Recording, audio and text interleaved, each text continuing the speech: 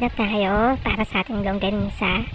So, ito, ang ating 500 grams na giniling. So, marami siyang mga fats. Marami siyang taba. Kasi ni-request ko talaga na mataba yung baboy para mas masarap siya kasi magmamantika siya ng sarili. So, meron tayong isang buong bawang. Lalagay ko na lang dyan sa description box kung anong mga measurements nila. So, sama-sama lang yung mga ingredients natin. Yung bawang, toyo, paminta, annatto oil, annatto powder, asukal, asin. So, yan. Sama-sama lang yan. Halo-halo lang. So, kung meron kayong yung chopper, yung electric chopper, o kaya yung manual chopper, pwede din yun. Mas maganda para pinong-pinong talaga. Ayan, madali lang yan gawin yung skinless longganisa. So, kung wala kayong time magluto, saka mas safe pa pag gagawa kayo ng sarili nyo. So, pagkatapos nyan, pwede nyo store sa freezer. So, pwede nyo balik-balikan kung kailan nyo gusto uling kumain. So, ayan, tapos na siya. Pwede nyo pang paglaruan ng mga flavors nito. So, etong ginawa kong to, mag-garlic siya, garlic flavor na maanghang, na matamis. So, kung sa inyo naman, kung gusto nyo bawasan yung anghang nitong ginawa ko, pwede nyo bawasan ng half or isang teaspoon. Ganun din yung garlic, pwede nyo rin bawasan. Pero itong flavor na to, garlicky talaga to. Garlic na maanghang, saka matamis siya. So, ayan, nilagyan natin siya ng 2 kutsarang cornstarch. So, kung wala kayong cornstarch, pwede na rin naman yung mga harina or all-purpose flour na nabibili kahit sa palengke. Pero yung ginamit ko dyan, cornstarch siya. So, 2 kutsara lang siya. Yan, sa akin, pwede na yan. Pero mas maganda pa dyan kung masang-masa talaga siya. Yung talagang durog na durog siya. So, after na, lalagay lang siya sa ref. Tapos, mga 3 hours lang, nagluto na ako. Narepack ko na siya. Tapos, nag-try na rin ako magluto. Pero, yung iba, nilagay ko siya sa freezer. Kasi, papakita ko rin sa inyo yung luto ko after ng mga ilang araw sa freezer.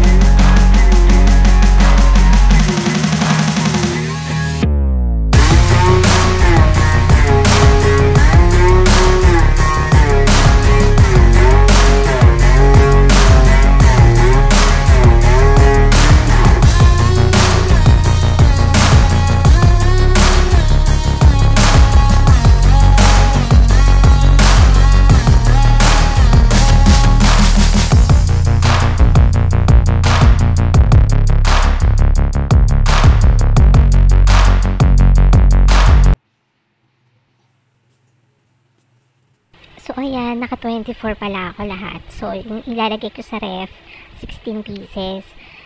So, lalagay ko yan sa freezer para maging ano siya, tumigas siya. So, yan yung usually ginagamit kong paminta na konti lang maanghang na siya. Yan, para hindi siya dumikit sa freezer, nilalagay ko muna siya sa microwavable. So, ganyan-ganyan lang siya. Tapos, mas maganda siya talagang lutuin. Again, sa pagluluto ng longganisa, tubig muna, tapos hayaan na siyang magmantika.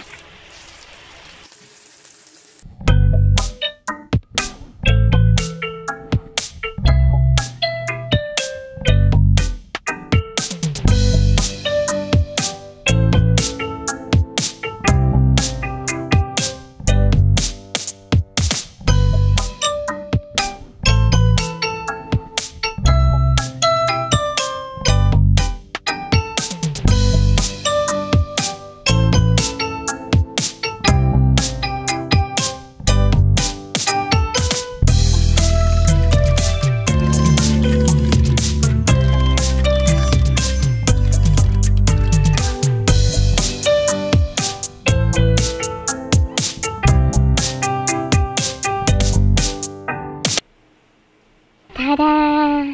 Actually, hindi yan sunog Mukha lang siyang sunog. Pero kasi, masarapan ako yung sa unang luto ko. Medyo may ganyang part ng longganisa. Tapos, mas gusto ko siya, yung ganyang luto na medyo maitim-itim. Pero hindi siya sunog, hindi siya mapait. So, talagang gutom na gutom kami. Masarap siya sa ganyan, yung kamatis na pinigalang ng kamay.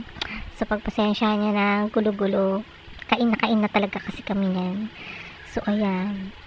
Imbis na tatadtarin ko yung mangga, hindi ko na rin nagawa. Kain na agad. Imbis na sama-sama kamatis, sibuyas, mangga, hindi ko na nagawa. Ayan, sana nagustuhan nyo. Like and subscribe sa uulitin.